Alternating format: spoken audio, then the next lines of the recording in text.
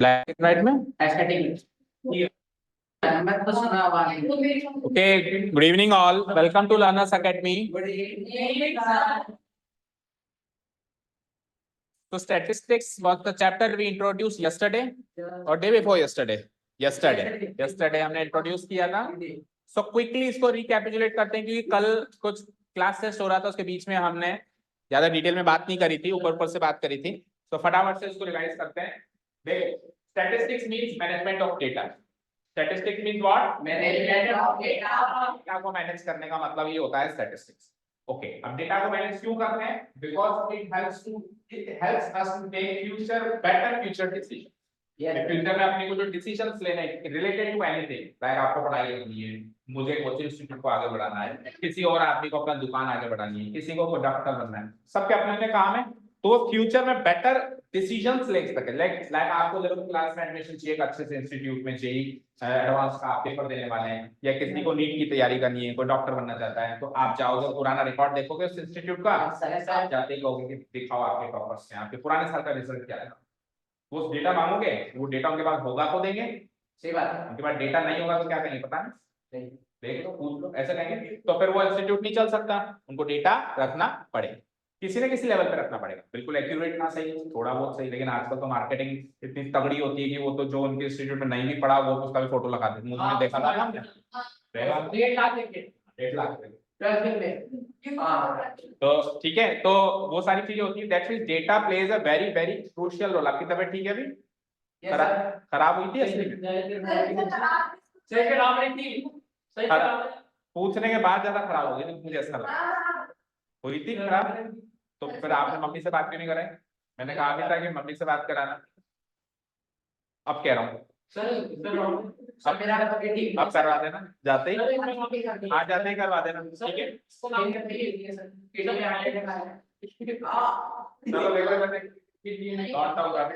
ये ऐसी फालतू बात है। हाँ जी, so we were talking कि statistics is nothing but the management of data. It involves certain stages. इसके पूरा process carried out management of data मैं कैसे करूँ, कुछ स्टेजेस में होता है। सबसे पहले डेटा कलेक्ट करूंगा, फिर उसको सजाऊंगा, ऑर्गेनाइज करूंगा, टेबल्स बनाऊंगा, ग्राफ्स बनाऊंगा, फिर उसको एनालिसिस करूंगा, उसके अंदर उसको प्रोसेस करूंगा, कुछ स्टैटिस्टिकल टूल्स है मेरे पास, उसके अंदर उसको प्रोसेस करूंगा, प्रोसेस करके फिर लास्ट में इंटरप्रेट करूंगा और कंक्लूजन में डिसीजन निकालूंगा। ये पूरा प्रोसेस होता है स्टैटिस्टिक्स का।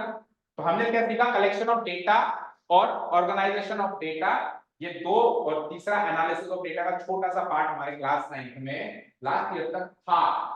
इस साल कलेक्शन ऑफ डेटा हट गया, जबकि स्टैटिस्टिक्स स्टार्ट तो वहीं से ही होगी। कलेक्शन डेटा कलेक्ट नहीं करोगे तो ऑर्गेनाइज किसको करोगे? ठीक है। तो चाहे से आपकी कोई एक्सरसाइज नहीं है, बट एटलीस्ट आपको थ्योरेटिकल पोर्शन पता होना चाहिए, जो आपने अपने नोट्स में नोट डाउन किया है। What is primary data, what is secondary data, what is the difference between primary and secondary data, और all of you should know at least the definition part. बताओ क्या होता है प्राइमरी डेटा? पर्सेंट डेटा मतलब थोड़ा संक्षिप्त में समझाएं सर। बोलो। by himself or herself for the first time. himself herself का ज्यादा इंपॉर्टेंट नहीं है, फर्स्ट टाइम इंपॉर्टेंट है।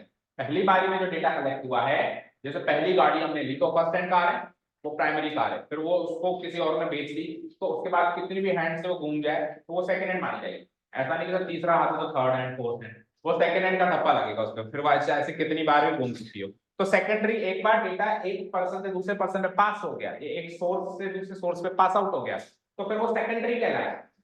क्या कहलाएगा? सेकेंडरी। सर अगर 3-4 लोग एक गाड़ी को तो सेकेंडरी, 3-4 लोग एक गाड़ी को कैसे लेंगे? पहले से ये समझाओ।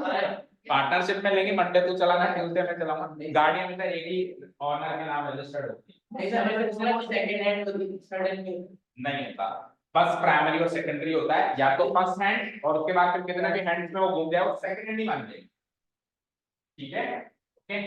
हाँ जी, तो कहा था प्राइमरी और सेकेंडरी डेटा क्या होता है? Second hand data, that means एक बार डेटा कलेक्ट कर लिया गया था, उसको किसी दूसरे सोर्स ने यूटिलाइज किया फॉर सम पर्पस, किसी भी कारण से उसको कैसे भी ले लिया, न्यूज़पेपर से फाड़ ली कटिंग, या इंटरनेट से डाउनलोड कर लिया, बहुत सारे तरीके आजकल तो अपना खबरी लगा दिया, मतलब खबरी में इंफॉर्मेशन लाके दे दी उसको, तो वो भी सेकेंडरी डेटा हो सकता है, क्योंकि खबरी अपने मिर्च मसाला भी लगा सकता है ना। मैं खबरी उसको इंफॉर्मेशन को मिसगाइड भी कर सकता है, जो इंफॉर्मेशन मिली उसकी उल्टी बात भी बता सकता है, तो इस बात में खबरी में तो उसके हिसाब से तो मुझे यहाँ पे बेकरी खोलनी चाहिए। जब एग्जाम्पल लिया था ना, जैसे कि हमको बेकरी खोलनी नहीं खोलनी, अब वो तो मेरा दुश्मन था, मैंने जिस खबरी को लगाया वही घर का बेटी लंका डाय, उसी ने क्या कर दिया, हाँ सर खोलो खोलो बहुत अच्छी चलेगी, और मैं हो गया बर्बाद। फिर पता चला कि उसने जो डेटा दिया था वो एक्चुअल में, उसने क्या डेटा दिया कि इस कॉलोनी में बहुत सारे बच्चे हैं, सबको पिज्जा खाने का शौक है, जबकि जब बाद में मैं डेटा कलेक्ट करने गया तो पता चला कि यहाँ पे तो बुजुर्ग ही बुजुर्ग है, और कुछ एक बच्चे हैं वो उनको बुजुर्ग उनको नहीं खाने देते, तो मेरा बिका ही नहीं, कोई पिज्जा नहीं बिका, एक ब्रेड नहीं बिकी, मेरी सारा इन्वेस्टमेंट लॉस में। ठीक है ना, तो यानी कि data plays a very very very crucial role in everything, in every aspect of our life. ठीक है, तो कलेक्शन ऑफ डेटा वाला रोल खत्म। ठीक है, अब आते हैं ऑर्गेनाइजेशन। तो organisation of data is done in two ways. पहला तरीका क्या होता है, टेब्यूलर फॉर्म, चलिए आते हैं। और सेकंड तरीका क्या होता है, ग्राफिकल फॉर्म। और ग्राफ भी जो होते हैं, ग्राफिकल को ज्योमेट्रिकल फॉर्म भी बोलते हैं, ग्राफिकल फॉर्म और ज्योमेट्रिकल। ठीक है, तो ग्राफिकल या geometrical form is carried out in three ways. First one is bar graph, second one is histogram, third one is frequency polygon, एक चौथा भी होता था पाई चार्ट जो कटिंग। ठीक है, तो कलेक्शन डेटा खत्म हुआ, तो अब आता है ऑर्गेनाइजेशन ऑफ डेटा, जो एक्चुअली आपका सब्जेक्ट मैटर, जिसके एक्चुअली आप क्वेश्चंस के साथ करें। तो लिखना शुरू करें। ऑर्गेनाइजेशन भी कह सकते हैं या प्रेजेंटेशन भी कह सकते हैं, प्रेजेंट करो डेटा, सजाओ उसको, सजाओ संवारो। ठीक है ना, बिल्कुल ऐसे हॉटस्पॉट करके पड़ा हुआ है वो डेटा, तो अरेंज करो अच्छे से, थोड़ा अच्छे से। जैसे मान लो सारे टेबल्स हैं, सपोज कर मैं टेबल्स लेने गया बाजार से, अब मैं जब लेके आया तो लाला का मैंने से पटक दी, ये टेबल यहाँ फेंकी, ये कुर्सी यहाँ फेंकी, अब जब अंदर घुसे तो सब कुछ वो रो डेटा पड़ा होता, किसी काम की क्या वो, टेबल के ऊपर कुर्सी पड़ी है, कुर्सी के नीचे बेंच पड़ी है, किसी काम की क्या वो सारी चीज, it is of no use. जब उसको अरेंज किया, जैसे अरेंजमेंट है, इसको भी टेबुलर अरेंजमेंट कहते हैं।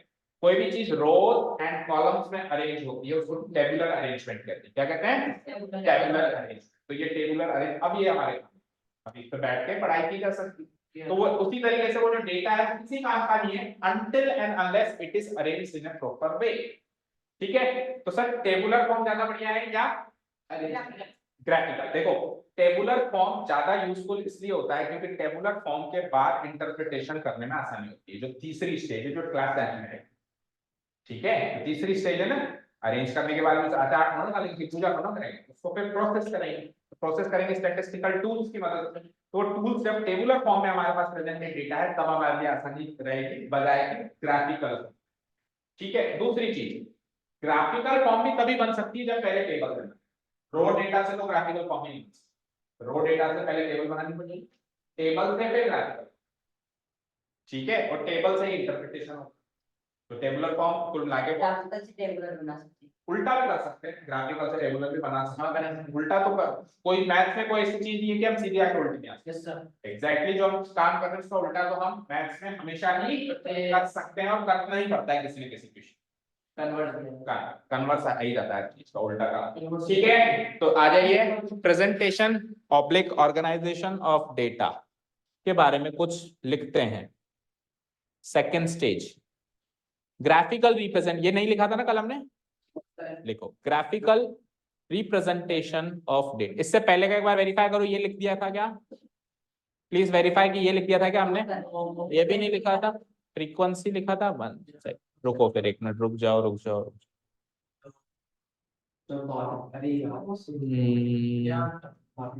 नहीं ये सब नहीं लिखा अपन ने। अब देखो, ये ग्रुप्ड और अनग्रुप्ड फ्रीक्वेंसी डिस्ट्रीब्यूशन है ना, ये टेबल बनाने के लिए जरूरी होता है। किसके लिए जरूरी होता है, ये टेबल बना ली थी क्या हमने, इससे पहले ये लिख लिया था क्या? चलो तो फिर यहां से लिखो एक बार। तो सेकंड स्टेज से पहले हम कुछ बातों को डिस्कस करने वाले हैं, फिर सेकंड स्टेज पे जाएंगे। तो फर्स्ट ऑफ ऑल हमारे पास डेटा जो हमारे हैंड में मिलता है, इन हैंड मिलता है, वो रो होता है। क्या होता है, कच्चा होता है, कच्चा चिट्ठा होता है। ठीक है, हाँ, ये जो इसको स्टैटिस्टिक्स क्यों बोलते हैं, पहले तो इसको ग्राफ बोलते थे। किसको ग्राफ बोलते थे? जब क्लास 8 में हमारे में ग्राफ आता था तो लिखा हुआ चैप्टर का नाम। अब ग्राफ तो स्टैटिस्टिक्स की दुनिया का प्रेजेंटेशन पार्ट का एक जरिया है बस, वो पूरा सब्जेक्ट नहीं है। Statistics means management, statistics maths की एक ब्रांच है। It's a different branch of mathematics which deals with management of data, क्योंकि डेटा को मैनेज करना बहुत जरूरी है। ठीक है, for taking future decisions, better future decisions. तो जो डेटा हमको हाथ में मिला वो है रो डेटा, और स्टैटिस्टिक्स बोलते हैं, बोल के बताओ। स्टैटिस्टिक्स ठीक है, सर बोलना क्या है? नहीं आ रहा, गरिमा आ गया, बोल के बता क्या बोलो। स्टैटिस्टिक्स। आप बताओ समीक्षा, गाना थोड़ा ना गाना है, गला साफ कर रही है। हाँ आप बोलो अवधि, हंसने के लिए कह रहा हूँ, बोलो। अरे बोलो क्या, जल्दी, एक लास्ट चांस है, नहीं तो कल 100 बार लिख के लाना। हाँ चलो बोलो, नहीं सुनाई दिया। आप बोलो रिद्धि, आप बोलो। स्टैटिक्स, नो वे, स्टैटिक्स बोल रहे हैं क्या हम? स्टैटिक्स नहीं, स्टे बोलो, स्टे बोलो, टेक्स बोलो अब एक साथ, स्टैटिस्टिक्स। तो इसको बोल के देखो घर में बार, 2-5 बार। हाँ, इसको हिंदी प्रोनाउंसिएशन होता है इसका सांख्यिकी, सांख्यिकी। हाँ बोलो बोलो बोलो बोलो, क्या बोलो, बोल लो या तो। सांख्यिकी, सांख्यिकी, वो बोलना आसान है, उल्टा स्टैटिस्टिक्स बोलना मुश्किल है। किसको लगता है कि स्टैटिस्टिक्स बोलने में अब उसने महारत हासिल कर ली है? चल संयम खड़ा हो, एक ही फ्लो में बिना सांस रोके 10 बार स्टैटिस्टिक्स बोल। हाँ चल शुरू हो जा, सुनना भाई, सुनना ध्यान से। क्यों, तूने बोला ना महारत हासिल। Anyone else? हाँ बोल, इतनी धीरे बोलेगा क्या?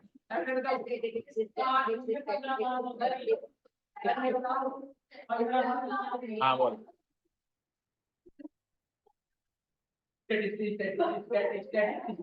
गलत गलत गलत, ओके ओके चलो, क्या बोलो?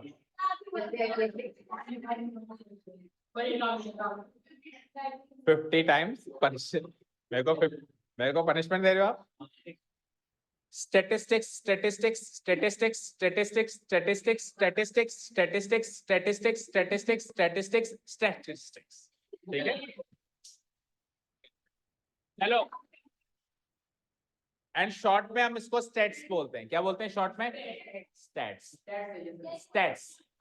जैसे मैथमेटिक्स को शॉर्ट में मैथ्स बोलते हैं, अरे अब चुप हो जाओ, मैथमेटिक्स को शॉर्ट में क्या बोलते हैं? मैथ्स, ठीक है। उसी तरीके से स्टैटिस्टिक्स को शॉर्ट में स्टैट्स बोलते हैं, स्टैट्स। अपन कई बार कहते हैं कि इस बैट्समैन के स्टैट्स क्या है, यानी इसके आंकड़े क्या है, इसके डेटा क्या है, इसका आंकड़े क्या है, तो वो इसके स्टैटिस्टिक्स, उसके डेटा के बारे में पूछा जा रहा है। ओके समझ गए? हाँ जी। तो जब हमको रो डेटा हाथ में मिलता है तब हम उसको ऑर्गेनाइज करना स्टार्ट करते हैं। It can be done either in tabular representation form और इन ग्राफिकल, ठीक है। अब टेबुलर रिप्रेजेंटेशन के नीचे कुछ बातें लिखी हुई हैं, उनको एक बार लिखिए आप। देखो, जब अपन टेबुलरली उसको रिप्रेजेंट करते हैं, जब अपन टेबल के अंदर उसको रिप्रेजेंट करते हैं, तो रिप्रेजेंट होने के बाद जो वो टेबल बन जाती है, उस टेबल को दो नामों से पुकारा जाता है। या तो वो बनती है अनग्रुप्ड फ्रीक्वेंसी डिस्ट्रीब्यूशन टेबल, या फिर वो बनती है ग्रुप्ड फ्रीक्वेंसी डिस्ट्रीब्यूशन टेबल। आपके कोर्स में नहीं है, बट हम जानेंगे ये दोनों चीज क्या होती, ओके। और जब अपन ग्राफिकल फॉर्म में उसको रिप्रेजेंट करते हैं, तो 3 तरीके के ग्राफ्स बन सकते हैं। एक होता है बार ग्राफ्स, हिस्टोग्राम्स और फ्रीक्वेंसी पॉलीगन्स। ये बिल्कुल अलग चीज है, ये दोनों अगेन इंटरकनेक्टेड हैं, क्योंकि फ्रीक्वेंसी पॉलीगन तभी बनाया जा सकता है जब हमने हिस्टोग्राम बनाना सीख लिया। हालांकि ज्यादा प्रैक्टिस करने के बाद आप हिस्टोग्राम्स की मदद लिए बिना भी फ्रीक्वेंसी पॉलीगन बना लेंगे, पर उस ज्यादा प्रैक्टिस हो जाएगी तब। इनिशियल लेवल पे हम पहले हिस्टोग्राम बनाना सीखेंगे ना, तो ही फ्रीक्वेंसी पॉलीगन पे हम पहुंच पाएंगे। और बार ग्राफ तो बिल्कुल न्यारा इन दोनों से, ठीक है ना। चले, चलो तो अब टेबुलर रिप्रेजेंटेशन के बारे में बता दूं एक बार। अनग्रुप्ड फ्रीक्वेंसी डिस्ट्रीब्यूशन टेबल क्या होता है और ग्रुप फ्रीक्वेंसी डिस्ट्रीब्यूशन टेबल क्या होता है। चलें स्टार्ट करें। तो उसके लिए मुझे एक एग्जांपल लेना पड़ेगा। सो डेटा कलेक्ट किया, सपोज करो मैंने वही आपके क्लास के 25-30 बच्चों का वेट रिकॉर्ड करना स्टार्ट किया, ठीक है। तो वो 60 किसका, मेरे को नहीं शामिल करना और क्या 44 नहीं, उससे कम तो नहीं होगा, 45 41 अराउंड जो एवरेज वेट होगा आप लोगों का अंदाजन वो बताओ आपका 55 और 59 किसका था 59। चलो कुछ रिपीट भी करना पड़ेगा तभी एग्जांपल समझ में मजा आएगा। जैसे कुछ एंट्रीज रिपीट कर देते हैं, जैसे कि 41 रिपीट कर देते हैं, देन 40, फिर लगातार एक और 40 कर लो, 42, देन 42 वापस कर लो, 47। कितने हो गए काउंट करना मुझे, 20 ऑब्जर्वेशन चाहिए। इनको क्या बोलते हैं ऑब्जर्वेशंस, ऑब्जर्वेशंस या एंट्रीज। तो मुझे 20 एंट्रीज 12 हुई है। तो 50, देन 51, देन अगेन 50 और 59, ये ले भाई 59, 58.5 भी अच्छा हो रही है मेरी करने की, और 55 कितने हो गए 18 हो गए। तो एक 60 ले लो लास्ट, और 60 के बाद 60 मत लो, चलो ले लो 60 ले लो, कोई फर्क नहीं। और 15 किलो किसका है, तेरा 10 किलो ये, ओके। और क्या करूं, 48 हो गए पूरे 20 हो गए। ओके सो ये 20 लोगों का मुझे वेट रिकॉर्ड मैंने कर लिया, रो डेटा फॉर्म में कर लिया। अब मुझे इसको ऑर्गेनाइज करना है, तो ऑर्गेनाइज करना है तो मैंने डिसाइड किया, आवाज नहीं, मैंने डिसाइड किया कि I will arrange it in tabular representation form. किसी ने कहा सर टेबुलर रिप्रेजेंटेशन फॉर्म तो हमारे कोर्स में नहीं है, आप ग्राफिकल कराओ। तो ग्राफिकल के लिए भी जैसा कि मैंने कहा पहले टेबल बनानी पड़ेगी, अच्छी ग्राफ बनाने के लिए पहले टेबल बनानी पड़ेगी। तो आपके अगर आपको ग्राफ का क्वेश्चन दे रहा है तो टेबल बनी बनाई दे रहा है, आपको टेबल बनी बनाई दे रहा है, क्योंकि एक एक्सरसाइज तो खा गया वो। पर अपन तो एक बार के लिए वो एक्सरसाइज भी प्रैक्टिस करते हैं कि टेबल कैसे बनाते हैं। तो टेबल कैसे बनाएंगे, सबसे पहले असेंडिंग या डिसेंडिंग ऑर्डर में, मोर प्रेफरेबली आप असेंडिंग ऑर्डर में चलें। सबसे छोटे से छोटा वेट आप देखेंगे, तो बोलो कौन है सबसे छोटे छोटा वेट इसमें, 40, उससे बड़ा 42, उससे 44, 47, हाँ 48, 48.5 भी तो है, अच्छा 58.5 है वो। 48 के बाद क्या है 50, 51 नहीं है क्या, 51 भी है, 55 आगे 50, 58 नहीं है क्या एग्जैक्ट, बस दैट्स इट, 60, ओके ठीक है। 72, 1 2 3 4 5 6 7 8 9 10 11 12 13। तो जो 20 ऑब्जर्वेशंस थे, अब वो 20 ऑब्जर्वेशंस की जगह 13 ही ऑब्जर्वेशंस हैं, क्योंकि इनमें से कुछ ऑब्जर्वेशंस रिपीट हो रहे हैं, ठीक है। तो हम टेबल कैसे बनाते सुनना, जो ऑब्जर्वेशंस हमने लिखे हैं उनको हम जिस कॉलम से मार्क करते हैं उस कॉलम को बोलते हैं एक्सआई। क्या बोलते हैं, ठीक है। तो ये भी एक्सआई है, और ये एक्चुअली इसी के नीचे स्पेस नहीं था इसलिए मैंने इधर लिखा है। ऐसा नहीं होता कि एक कॉलम लगा के फिर आप आधा उधर लिखेंगे, आपको एक ही कॉलम में पूरा ऊपर से नीचे उसको अरेंज करना रहता है, ठीक है। तो उधर स्पेस नहीं था इसलिए मैंने यहाँ पे लिख दिया, कोई प्रॉब्लम नहीं है ना। तो एक तरीके से ये भी मेरा एक्सआई है ना, एक्सआई का बचा हुआ पोर्शन। एक्सआई के बाद हम क्या करेंगे, एफआई बनाएंगे। क्या बनाएंगे, एफआई। एफआई क्या होगा कि ये कितनी बार रिपीट हो रहे हैं। एफआई मतलब फ्रीक्वेंसी का मतलब क्या समझाया था आपको, number of times the entry gets repeated, या नंबर ऑफ रेपिटेशंस, दोहराव कितनी बार हुआ। सो चेक करो 40 कितनी बार रिपीट हो रहा है, 3 बार रिपीट हो रहा है। मैं लगे हाथ काटता जाता हूं, 1 2 3, ठीक है। तो इसके आगे 3 लगा दूं, अगर आप पेंसिल का इस्तेमाल करेंगे इस केस में, पेंसिल से काटेंगे फिर वापस मिटाएंगे, ठीक है ना।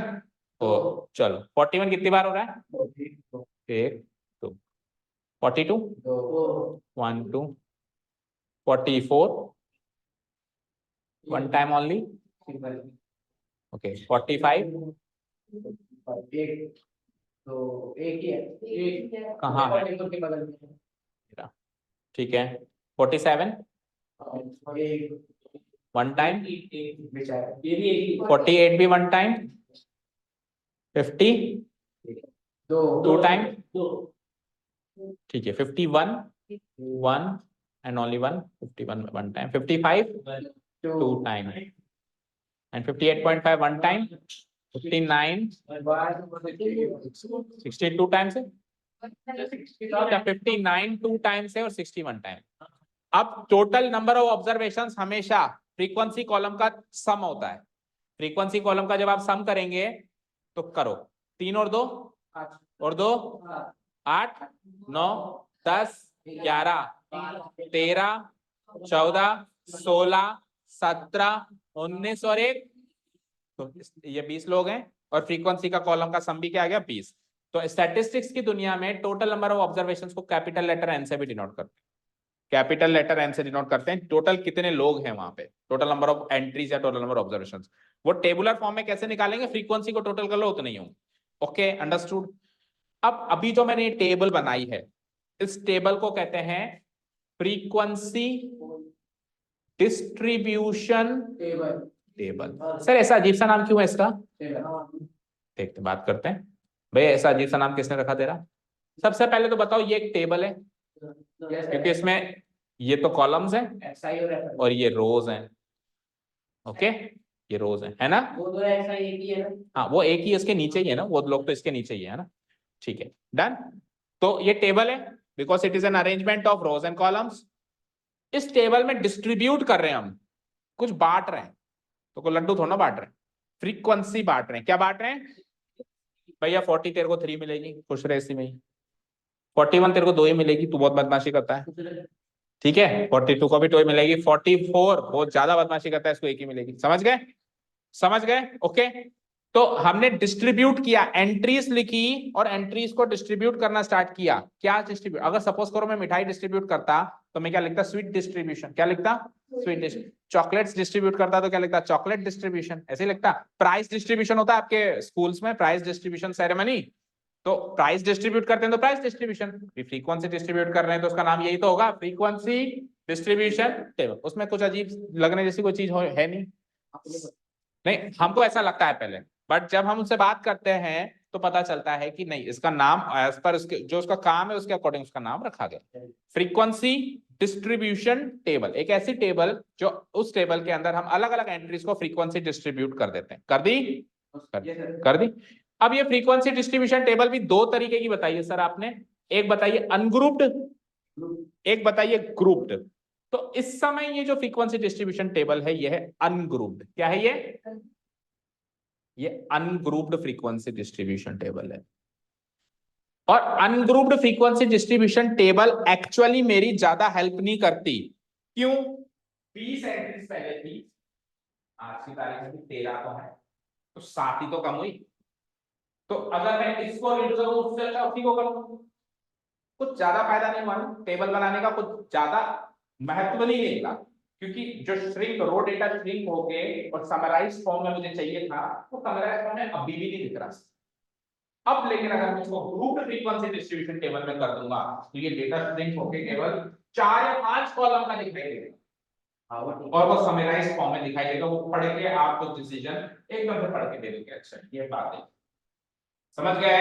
अभी आप इस डेटा को पढ़ोगे, जब 40 के 3 है, 41 के 2 है, इतने 10 12 13 एंट्रीज पढ़ोगे तो फिर 20 ही पढ़ लो, 7 और पढ़ लो, फिर इससे बढ़िया तो रो डेटा है। समझ गए? तो अब ग्रुपिंग कैसे करते हैं? Grouped frequency distribution. अनग्रुप्ड मतलब जिसमें किसी प्रकार की ग्रुपिंग ना हो, ग्रुप्ड मतलब जिसमें कुछ ग्रुपिंग की गई हो। जो हम ग्रुप्स बनाते हैं, जैसे सपोज करो मेरे को इस क्लास को 2 ग्रुप में डिवाइड करना है, ग्रुप ए ग्रुप बी, तो ग्रुपिंग हो गई, तो मैं क्या कहूंगा? This class is a grouped class. क्या कहूंगा? ग्रुप। जैसे कोई ग्रुप नहीं है, वन ग्रुप क्लास। तो अच्छा मैं ग्रुप बनाऊंगा तो यहाँ पे टेबल्स के अंदर जब अपन ग्रुप्स बनाते हैं तो उन ग्रुप को बोला जाता है क्लास इंटरवल। क्या बोला जाता है? जो भी मैं ग्रुप अभी बनाने वाला हूँ ग्रुप, तो जो मैं ग्रुप्स बनाऊंगा उन ग्रुप को क्या बोलते हैं? क्लास इंटरवल्स, या शॉर्ट में केवल क्लास भी बोल सकते हैं, शॉर्ट में केवल क्लास बोल सकते हैं। अब वो बनाते कैसे? देखो सपोज करो मैंने देखा कि ज्यादा से ज्यादा जो डेटा है वो 60 है और कम से कम जो डेटा है वो है 40। तो 40 से 60 के बीच में ही घूमना है, 40 से कोई कम नहीं है, 60 से कोई ज्यादा नहीं। तो मैंने क्या करा देखना, मैंने क्लास इंटरवल्स बनाई, जिसको मैं अभी शॉर्ट में क्लास लिख देता हूं क्योंकि जगह की थोड़ी कमी है, और फिर वही फ्रीक्वेंसी का कॉलम तो यहां पर भी बनेगा। तो इस लेफ्ट साइड में जो ये टेबल बन रही है इसको कहेंगे ग्रुप्ड फ्रीक्वेंसी डिस्ट्रीब्यूशन टेबल। क्या कहेंगे इसको? ग्रुप। अब क्लास कैसे बनाऊंगा, 40 से 60 तक मुझे जाना है, तो मैं चाहूं तो 5-5 के ग्रुप बना सकता हूं, 40 टू 45, 45 टू 50, 50 टू 55 और 55 टू 60। 5-5 के ग्रुप में 4 ही ग्रुप बने ना, चाहो तो 4-4 के बना लो, वो 5 बन जाएंगे। 40 टू 44, 44 टू 48, 48 टू 52, 52 टू 56 और 56 टू 60। वो मेरे ऊपर में कितनी ग्रुपिंग बनाऊं। अब कोई 2-2 के ग्रुप मत बना देना, फिर वापस 2-2 के ग्रुप बनाओगे तो फिर यही पढ़ लो, फिर 40 से 41 है ना, फिर नहीं 40 से 42, 42 से 44, 44 से 46, तो वापस फिर डेटा बड़ा हो गया ना। तो ग्रुपिंग ऐसे होनी चाहिए कि कुछ उसका उसका हमें फायदा हो। तो सबसे अच्छी जो ग्रुपिंग होती है जनरली वो 5 की या 10 की होती है। अगर ज्यादा बड़ा डेटा है तो 10-10 की ग्रुपिंग, 10 से 20, 20 से 30, 30 से 40, 40 से 50। और डेटा अगर छोटा है भाई 40 से लेके 60, अगर 10-10 की ग्रुपिंग करूंगा तो 2 ही क्लास इंटरवल बनेगी, तो वो भी ज्यादा इतनी अच्छा डेटा नहीं दिखाई देगा। तो मैंने 5-5 की ग्रुपिंग कर देनी है, वो सबसे बेस्ट है। चलो जी, तो मैं करता हूं क्लास इंटरवल, पहली बनाता हूं मैं 40 से 45, दूसरी क्या बनेगी 45 से 50, तीसरी क्या बनेगी 50 से 55, चौथी क्या बनेगी। अब सर इनकी फ्रीक्वेंसी कैसे डिस्ट्रीब्यूट करेंगे? अब क्लास इंटरवल्स को फ्रीक्वेंसी डिस्ट्रीब्यूट करो, पहले इंडिविजुअल एंट्रीज को कर रहे थे, अभी किसको करूंगा मैं, क्लास इंटरवल्स। कैसे? 40 टू 45 में याद रखना, ये इंपॉर्टेंट है, देखो 45 इसमें भी आ रहा है और 45 इसमें भी आ रहा है, तो किस में काउंट होगा, ऊपर या नीचे? मान लो कोई 45 केजी का है तो उस क्लास में जाएगा या इस क्लास में जाएगा? वो हमेशा अगली वाली में जाएगा, किस में जाएगा? इस क्लास इंटरवल में 45 से बिलो वाले काउंट होंगे, 45 से बिलो, चाहे से वो 44.9 का भी है तो भी इस क्लास इंटरवल में काउंट होगा, लेकिन एग्जैक्ट 45 का है तो वो अगली क्लास इंटरवल में काउंट होगा। किस में काउंट होगा? नेक्स्ट में। तो अब आप देखो 40 के 3 लोग हैं, 41 के 2 लोग हैं, 42 के 2 लोग हैं और 44 के, ये सारे के सारे लोग इस क्लास इंटरवल में आएंगे। 45 से छोटे छोटे सारे इसमें जाएंगे ना, काउंट करो कितने हो गए, 3 और 2 5, 5 और 2 7, 7 और 1, ठीक है आगे बढ़ो। 45 से 50 में कौन कौन जाएगा? ये जाएगा 45 केजी वाला, फिर कौन जाएगा, ये जाएगा 47 वाला, 50 वाला नहीं जाएगा, 50 वाला तो नेक्स्ट में जाएगा। इन तीनों को ऐड करो, एक एक एक 3 हो गई है, ये कितने थे 8, ये कितने हो गए 3, तो इसकी फ्रीक्वेंसी कितनी हो गई? 50 से 55 में आओ, 2 1 बस, 55 वाला तो अगले में जाएगा ना, तो 2 + 1 3, 3 इसमें होगा और बचे हुए उसमें जाना ही है, 2 + 1 +, लेकिन ये रूल हम आखिरी क्लास इंटरवल के लिए नहीं लगाएंगे, ऐसे अगर आखिरी में लगाने लगे तो 60 केजी वाला कहीं जाएगा ही नहीं। ये बीच में ये रूल लगेगा कि जहां पे ब्रेक हो रही है क्लास वहां पे नेक्स्ट में काउंट होगी, लेकिन अगर क्लास इंटरवल ही आखिरी है तो फिर उसी में काउंट होगी, ठीक है।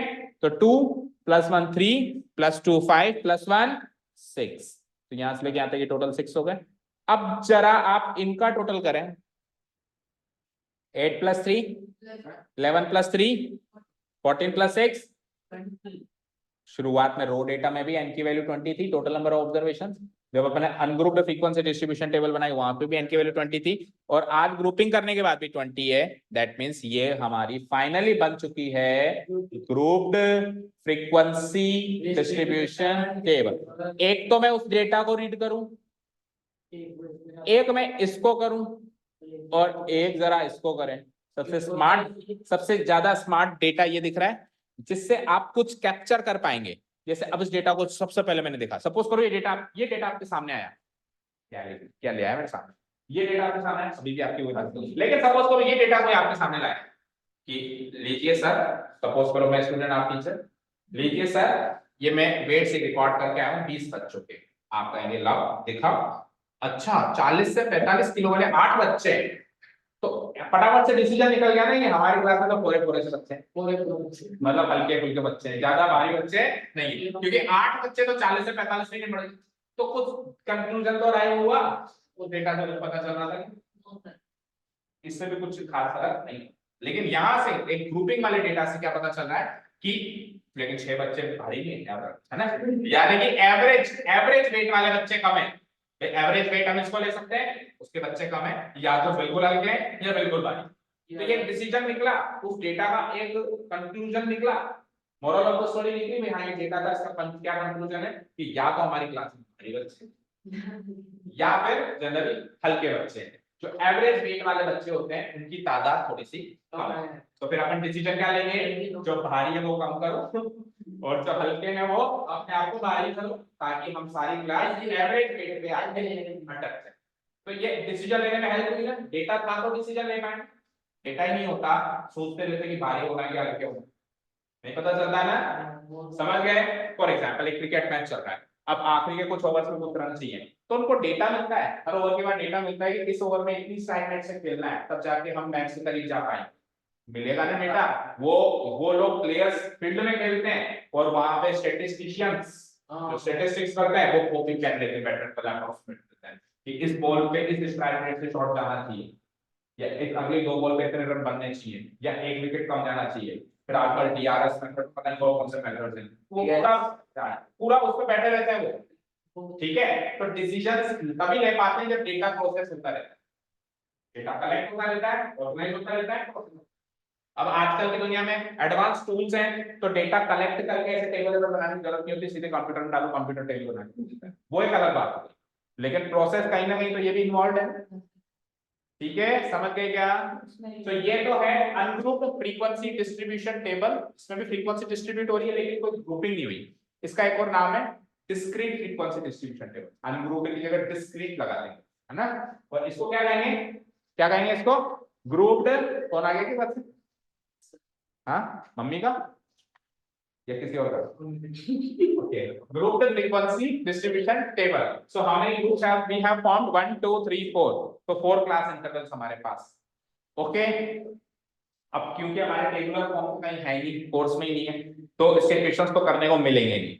ठीक है, पर जब इतना ही ज्ञान ले लिया तो एक एक्स्ट्रा ज्ञान और ले लो।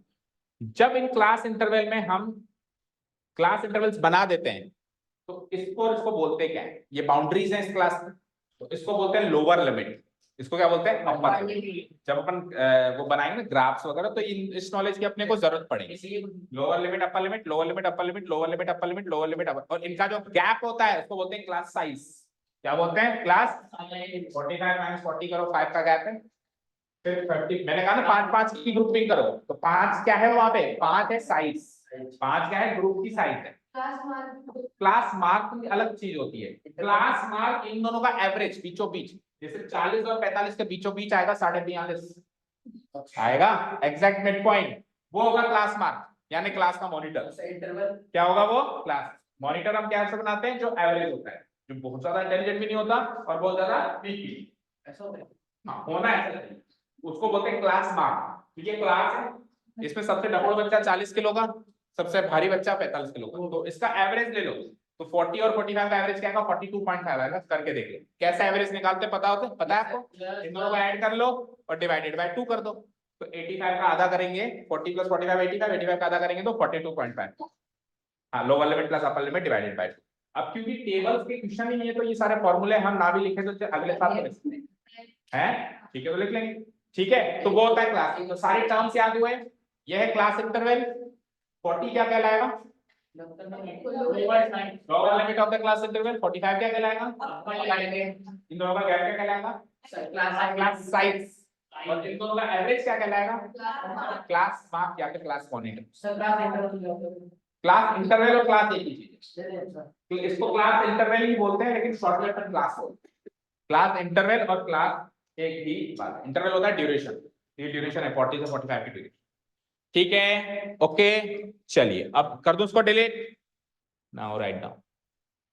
अब से लिखने का काम, हाँ अब केवल लिखने का काम है, फिर ग्राफ्स अपन कल से बनाएंगे। यहाँ तक लिख लिया? कल से ग्राफ पेपर चाहिए। यस, अच्छा याद दिलाया। कल से जो ग्राफ पेपर नहीं लाएगा वो क्लास में भी मत आना, वो एज यू विश। आज भी बहुत सारे बच्चे नहीं आए, बधाई हो उनको, मुबारक हो उनको, उनकी छुट्टी उनको मुबारक हो, तुमको भी चाहिए, तुमको भी। ठीक है, अब फ्रीक्वेंसी डिस्ट्रीब्यूशन टेबल। अरे ये डायरेक्ट अनग्रुप्ड की डेफिनेशन आ गई है ना, मतलब ग्रुप्ड अनग्रुप्ड की डेफिनेशन बता रहे हैं हम। फ्रीक्वेंसी क्या होता है वो तो एक जनरल सी चीज है, वो पहले लिखवा दी। अब अपन प्रेजेंटेशन के पार्ट पे आ गए। Presentation is carried in two ways, tabular और ग्राफिकल। ग्राफिकल कल शुरू करेंगे, टेबुलर आज शुरू कर दिया। टेबुलर भी दो तरीके की है, अनग्रुप्ड और ग्रुप्ड। उसमें से अनग्रुप्ड क्या है वो बता रहे। फ्रीक्वेंसी डिस्ट्रीब्यूशन टेबल एक ऐसी फ्रीक्वेंसी डिस्ट्रीब्यूशन टेबल जिसमें सारी की सारी एंट्रीज जो हम रिकॉर्ड करते हैं in the process of data collection are written single single without grouping. उनकी कोई ग्रुपिंग नहीं करता, उनको सिंगल सिंगल लिख देते हैं। उसको कहते हैं अनग्रुप्ड फ्रीक्वेंसी डिस्ट्रीब्यूशन टेबल। और इसका दूसरा नाम डिस्क्रीट होता है, वो भी आप मार्क कर लो। अनग्रुप्ड का दूसरा नाम क्या होता है? डिस्क्रीट।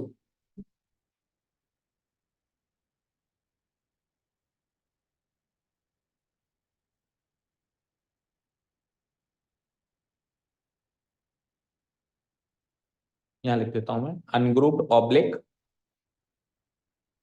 डिस्क्रीट फ्रीक्वेंसी डिस्ट्रीब्यूशन, इसका दूसरा लिख लिया।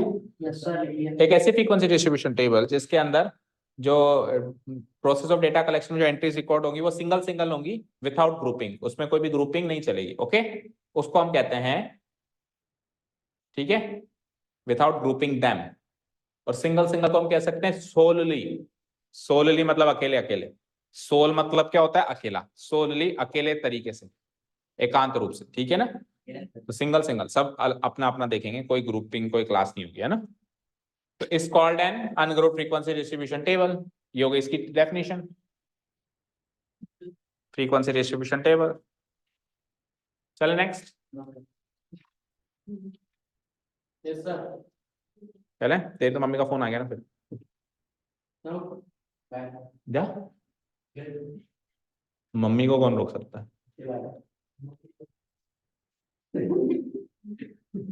क्या कह रहा है? ओके, अनग्रुप्ड के बाद आ जाइए ग्रुप फ्रीक्वेंसी डिस्ट्रीब्यूशन टेबल।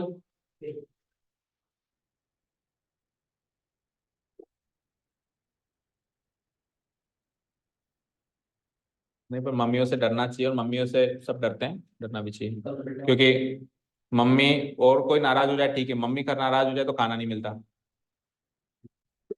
हाँ, पीट तो पापा भी देते हैं, लेकिन पापा एटलीस्ट ऐसे तो नहीं कहेंगे कि तेरे को खाना नहीं दूंगा। हाँ, तो डंडे से मारते हैं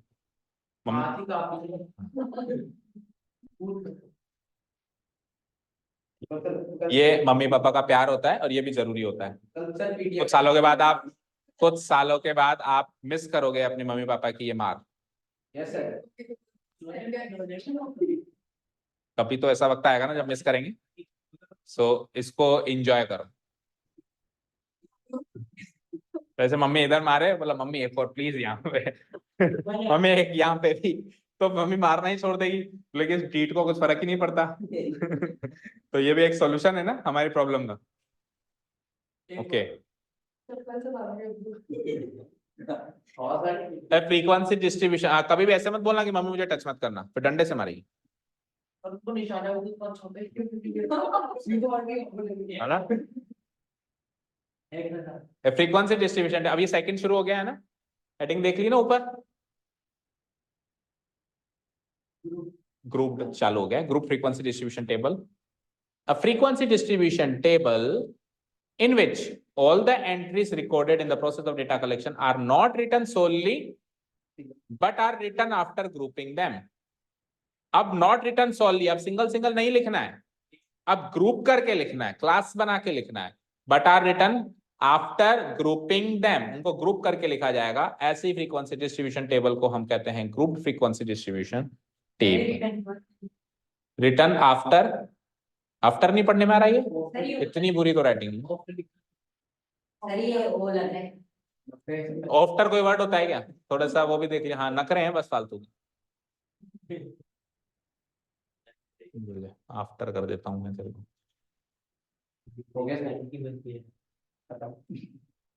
अभी भी आफ्टर लग रहा है? आफ्टर ही लग रहा है, अब चला लो काम। अब सही है। After grouping them is called a grouped frequency distribution table. So दोनों की डेफिनेशन कवर हो गई। स्क्रॉल करो, बुक की तीव्रता बढ़ती जा रही है। अब जब अपन ने ग्रुप्स बना लिए तो उन ग्रुप्स को हम क्या कहते हैं? The groups thus formed, the groups thus formed are called, the groups thus formed are called class intervals, और शॉर्ट में क्या कह सकते हैं? क्लासेस। भाई इंटरवल वर्ड ना यूज करें तो भी कोई बात नहीं है, क्योंकि इतना बड़ा बोलने में ट्रेन निकल जाती है, तो कई बार अपन शॉर्ट में भी कह सकते हैं क्लास। ठीक है, क्लास इंटरवल और क्लासेस भी कह सकते हैं। डन। अब लोअर लिमिट अपर लिमिट, तो हर क्लास इंटरवल में एक लोअर लिमिट होगी और हर क्लास इंटरवल में एक अपर लिमिट भी होगी, कि नहीं होगी बताओ? The starting point of a class interval is called the lower limit of the class interval.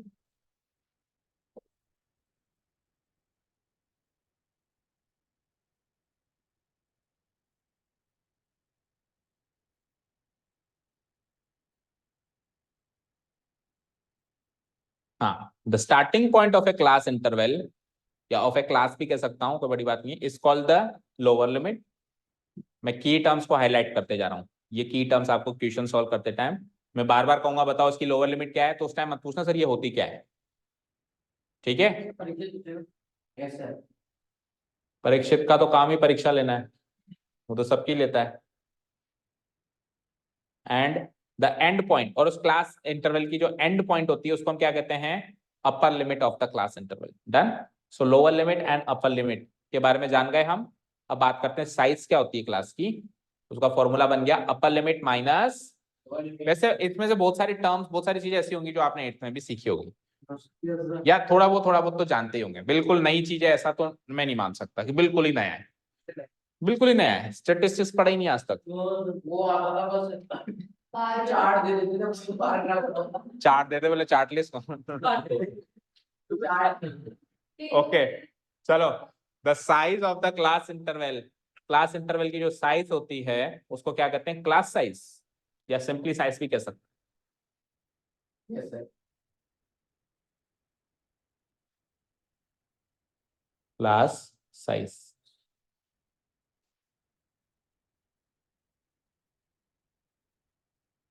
और क्लास साइज का फॉर्मूला क्या है? वेरी इजी, अपर लिमिट माइनस, अब एक क्लास मार्क मॉनिटर के बारे में तो लिखो। आप मॉनिटर हो क्लास के? बनना चाहते हो आप? हाँ, यहाँ पे कोई भी नहीं है? आप मॉनिटर हो क्लास के? मॉनिटर कोई नहीं है हमारी क्लास में, अपने अपने स्कूल में? Very strange. पिछली लेकिन अब उसको होगा फिर क्या है? सर यहाँ पे मैं ही काफी हूँ, यहाँ पे मैं ही काफी हूँ। ओके, क्लास साइज को क्लास विड्थ भी कह सकते हैं। One more important piece of useful piece of information, कि क्लास साइज को हम क्या कह सकते हैं? क्लास विड्थ भी कह सकते हैं।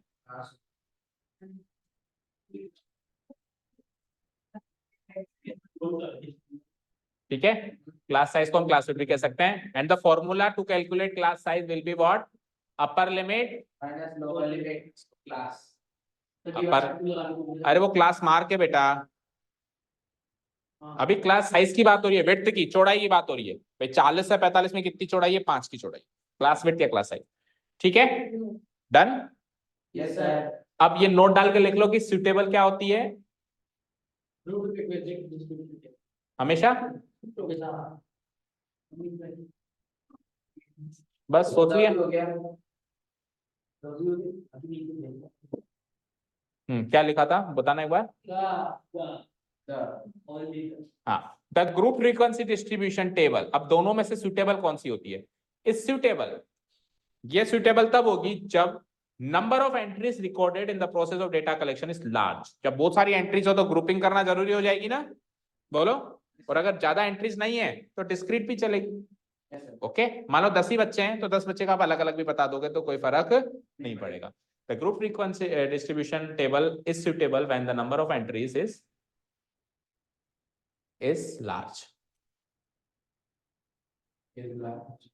ठीक है, is large, preferably more than 10, 10 से ज्यादा हो ना तब तो ग्रुपिंग करने में कोई मजा हो, और 10 से भी कम है तो एक ही ग्रुप बना दो, दो ही ग्रुप बना दो, क्या फायदा, ठीक है,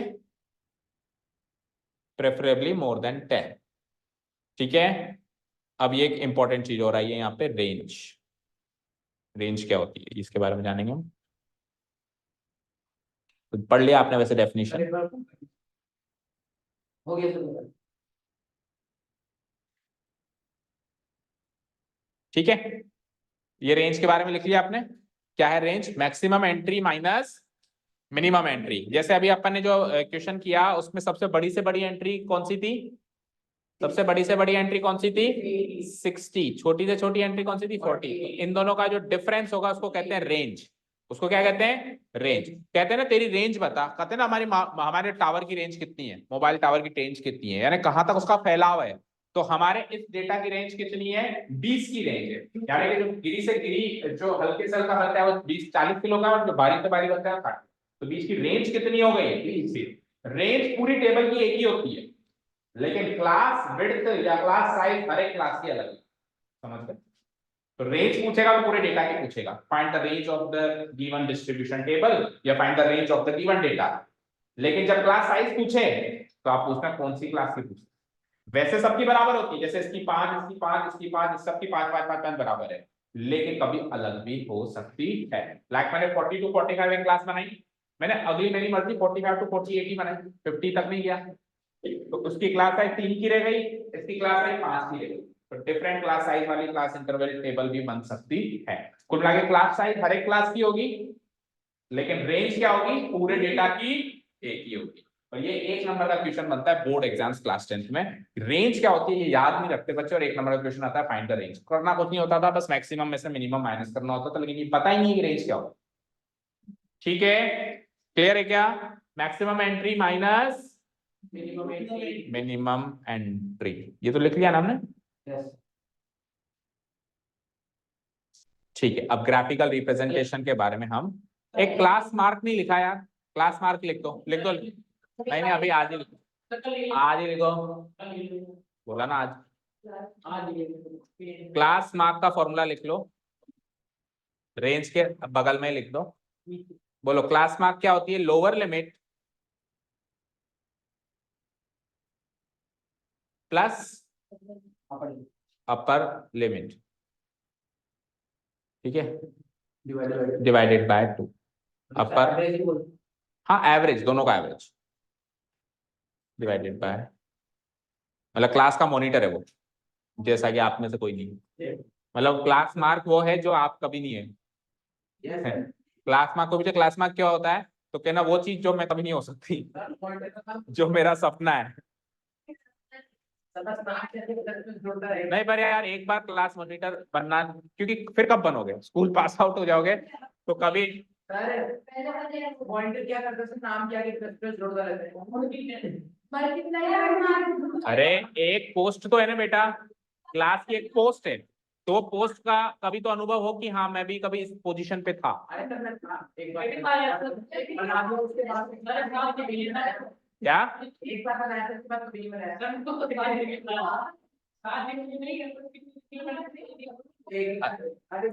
अच्छा स्कूल में एक हेड बॉय भी होता है, वो भी है क्या कोई, अगले साल करेंगे। Okay, thank you so much for listening to us. Have a nice day. Keep planning and